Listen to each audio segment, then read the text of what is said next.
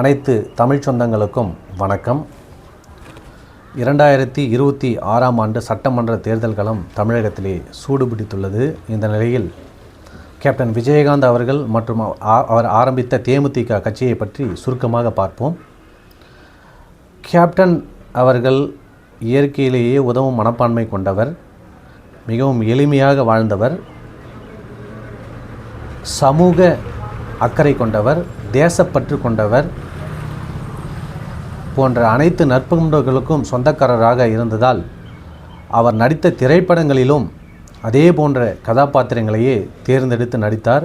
ஏழை மக்களுக்கு உதவுதல், நேர்மையான அதிகாரியாக செயல்படுதல் போன்ற கதாபாத்திரங்களிலே நடித்து தமிழக மக்கள் உள்ளங்களிலே இன்றும் நீங்கா இடம் பெற்றிருக்கின்றார்.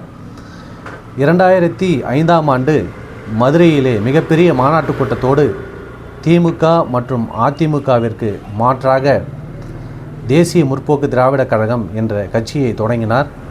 அந்த கட்சியினுடைய நோக்கம் ஊழலை ஒழிப்பது, கல்வி சுகாதாரம் அனைவருக்கும் கிடைப்பது, மக்கள் நலன் போன்றவற்றை அடிப்படையாக கொண்டு உருவாக்கப்பட்டது. 2006ஆம் ஆண்டு நடந்த தமிழக சட்டமன்ற தேர்தலிலே 234 தொகுதிகளிலும் அந்த கட்சி போட்டியிட்டு கேப்டன் அவர்கள் மட்டுமே வெற்றி பெற்றார். இருந்தாலும் 8% வாக்கினை பெற்றது அந்த கட்சி. அனைவராலும் இழந்து பார்க்கப்பட்டது அந்த நாட்களிலே.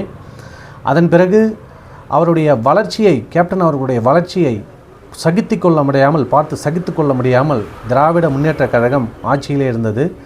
அப்பொழுது கலைஞர் அவர்கள் முதல்வராக இருந்தார்.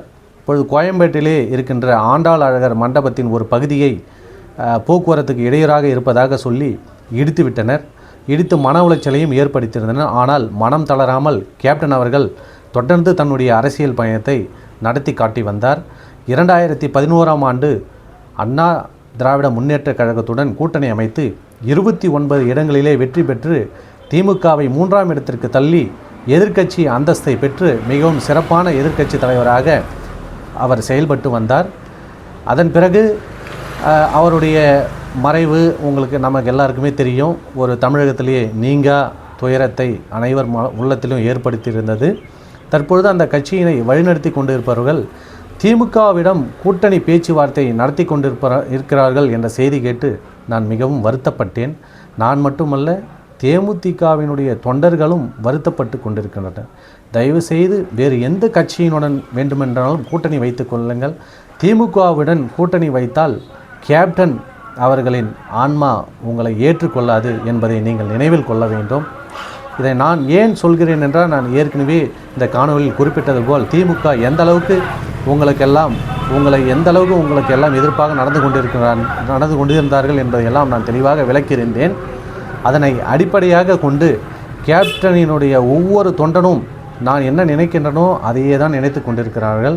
தற்பொழுது கட்சியை வழிநடத்தி கொண்டிருப்பவர்கள் நீங்கள் தனித்து நின்றாலும் பரவாயில்லை, ஆனால் திமுகவுடன் கூட்டணி வைத்தால் கேப்டனின் ஆன்மா உங்களை ஒருபொழுதும் ஏற்றுக்கொள்ளாது என்பதை நினைவில் கொண்டு செயல்பட வேண்டும் என்று நான் அன்போடு கேட்டுக்கொள்கின்றேன்.